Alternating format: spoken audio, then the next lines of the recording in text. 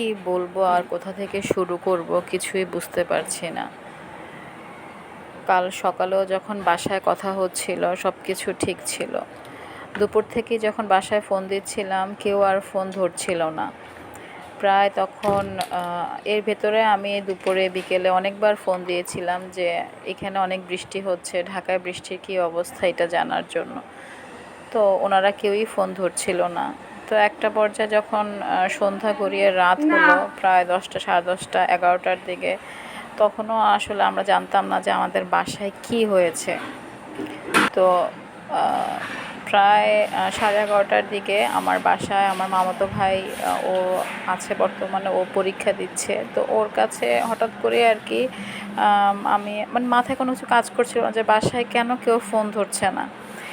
পরে ওর কাছে যখন ফোন দেই ও আমাকে বলছে যে আপু এমন